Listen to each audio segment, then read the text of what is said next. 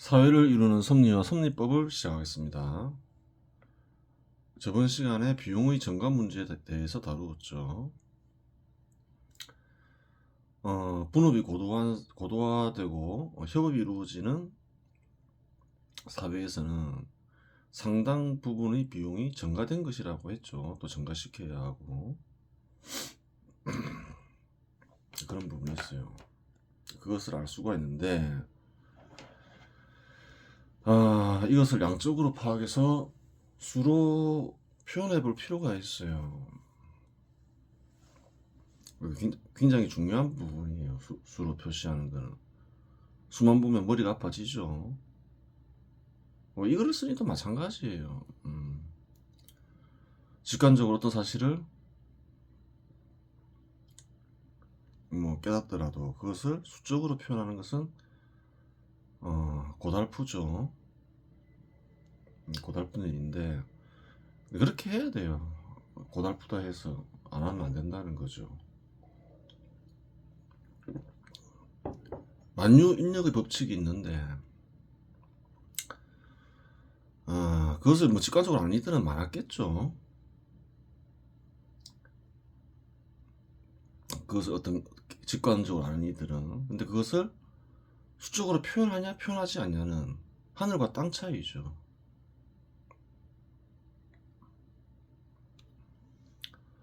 수적으로 표현하게 되면 실용적으로 이용할 수 있게 되잖아요. 그런 부분이 있는 거예요. 힘들지만 해야 되겠죠.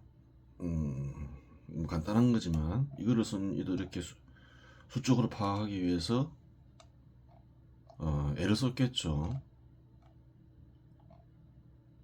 직접 창안해서 쓰는 것보다는 간단한 거라도 읽으면서 이해하는 건 훨씬 쉬울 거 아니에요. 그래요. 피하면 안 된다는 거예요. 알려고 마음먹었으면 확실하게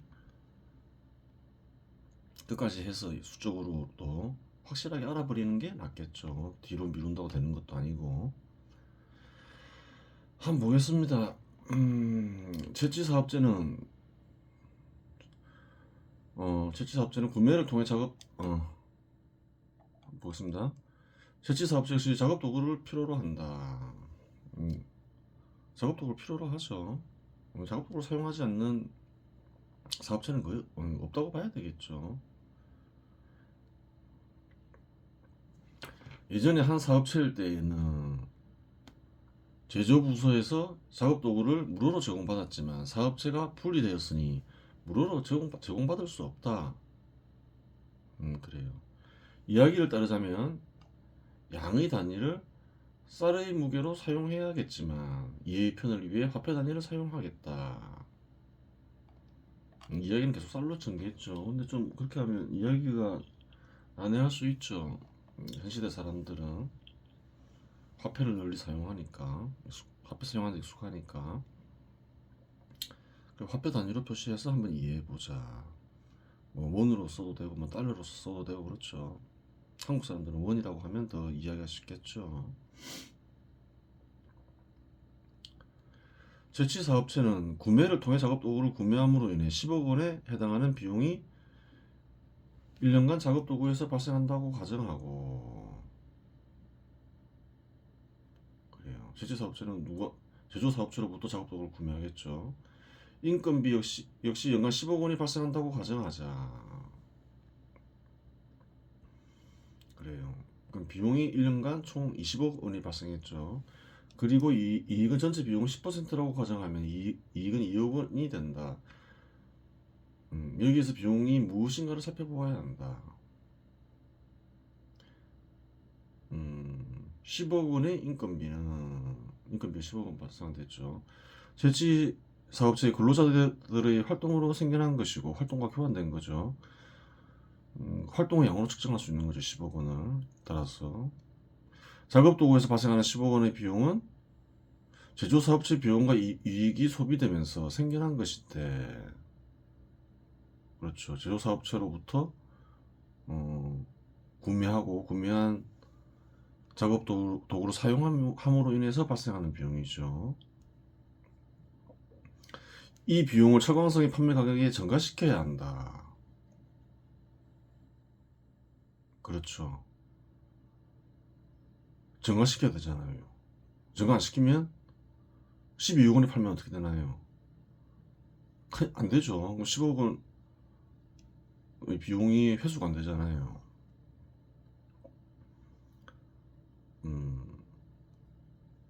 그래요.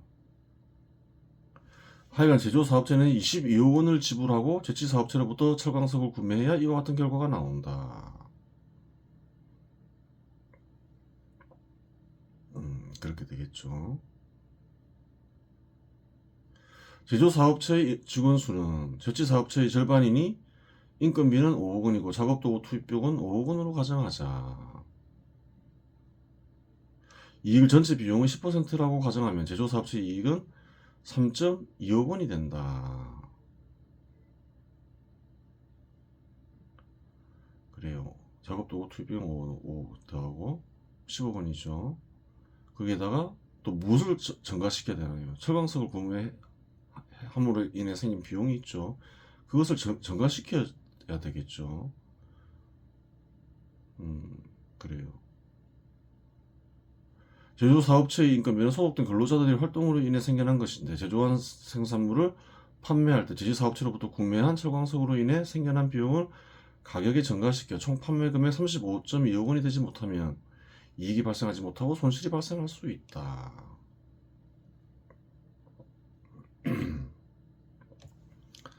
그래요. 표로 만들면서 한번 보겠습니다. 그래야 좀 더 선명하게 파악이 되죠. 판매 금액이 22억 원이다. 누구한테 판매하나요? 제조사업체로부터 판매한다. 그렇죠. 작업도구 투입비용 10억 원이 있다.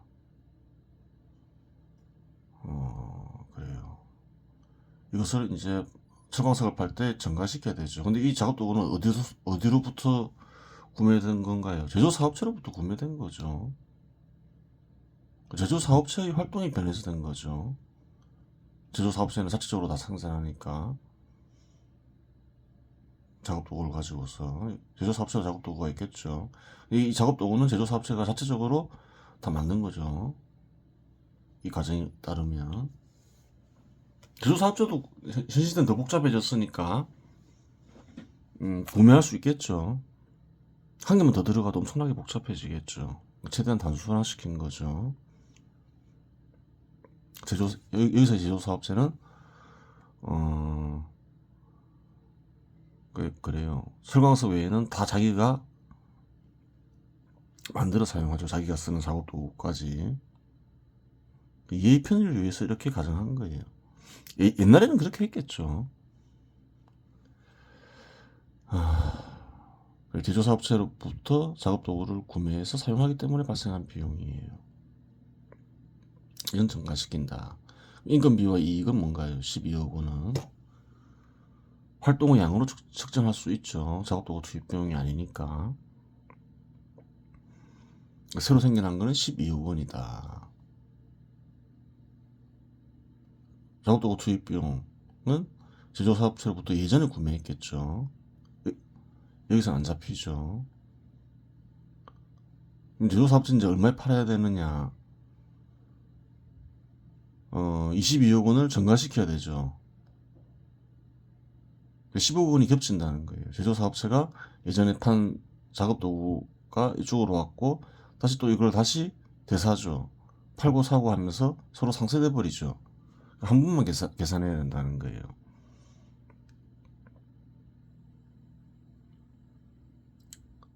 여기서 15억 원은 새로 생긴 게 아니라는 거예요. 제조사업체가 예전에 만들었던 걸 한번 팔고 다시 샀다. 그렇게 되는 거죠. 한 번만 계산한다. 그렇게 되는 거예요. 인건비가 5억 원이다. 새로 발생한 거죠. 이 5억 원은 이 3.2억 원, 3.2억 원도 그렇죠. 작업도구 투입 비용이 또 5억 원이다. 이거는 이제 직접 작업도구를 다 만든다 했으니까 활동의 양으로 측정할 수 있는 거죠. 그래요. 보겠습니다. 그러면 어느 정도의 활동이 투입되는지 계산해 볼 필요가 있다. 어느 정도의 활동이 투입되었을까? 계산해 볼 필요가 있다는 거예요. 양적으로 정확하게 파악해야 된다는 거예요. 이렇게 생각할 수 있잖아요. 채취 사업체가 22억 원을 팔고 제조 사업체도 35.2억 원을 팔았으니까 활동의 전체 양은 두 개를 합쳐야 된다. 이렇게 주장할 수도 있잖아요. 57.2억 원이다. 근데 겹치는 것도 있고 막 복잡하죠. 새로 생겨난 활동량을 정확하게 측정할 필요가 있다는 거예요. 즉 제조 사업체에서 10억 원에 해당하는 비용을 투입해야 한다. 그러면 어느 정도 채취 사업체 사업 작업 도구는 제조 사업체로부터 구매한 작업 도구의 사용으로 인해 발생한다. 즉 제조 사업체에서 10억 원에 해당하는 비용을 투입해야 한다. 예전에 그랬겠죠. 뭐 9억 원이 예를 들어서 비용이고 1억 원 이익을 할 수 있죠. 10억 원에 판매하고 또 비용과 이익을 전가시키니까 뭐 왔다 갔다 하는 거죠, 서로.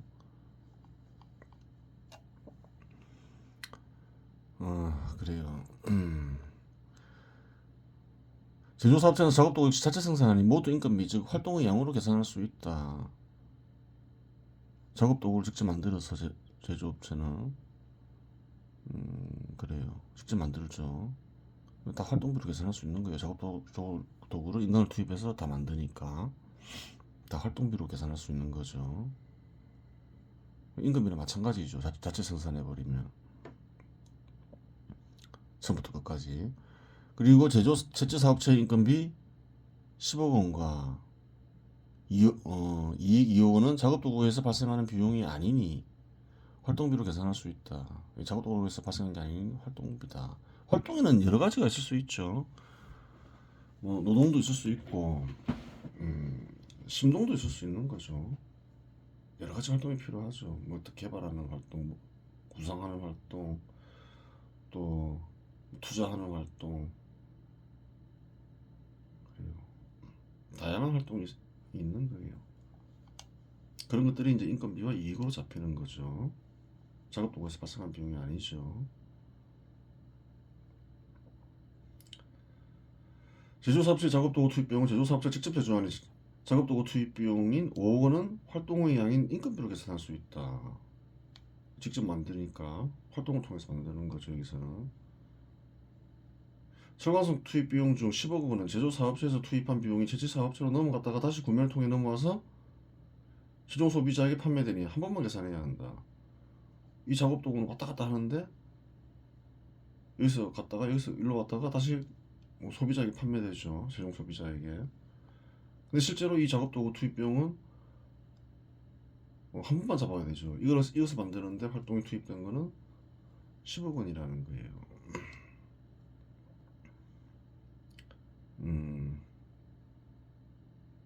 앞에서 이미 계산했으니 별도로 계산할 필요가 없다. 나머지 철광석 이걸 분석할 때 10억 원 있다 해서 또 10억 원을 넣을 수 없다. 새로 생긴 활동으로 볼 수 없다. 이렇게 얘기하는 거죠. 왔다 갔다 한 거니까. 앞에서 이미 계산했으니 별도로 계산할 필요가 없다. 나머지 철광석 투입 비용은 채취 사업체의 활동의 양인 인건비와 이익이 계산된 것이다.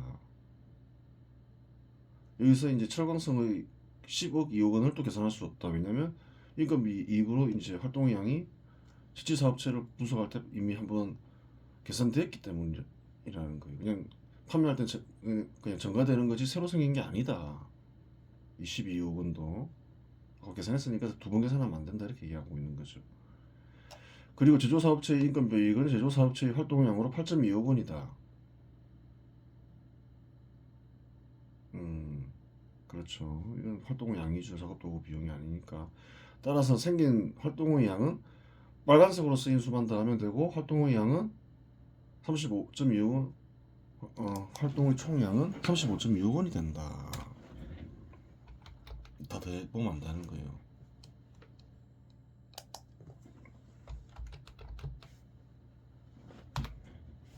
그래요.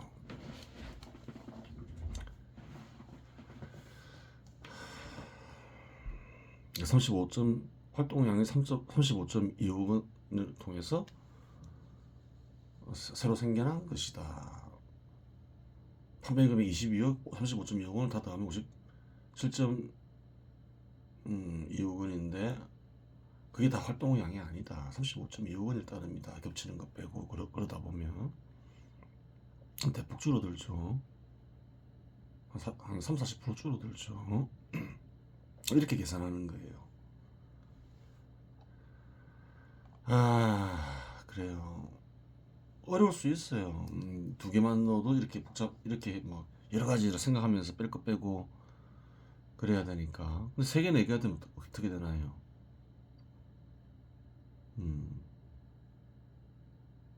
그래요. 더욱더 복잡해지겠죠. 그렇게 되는 거예요.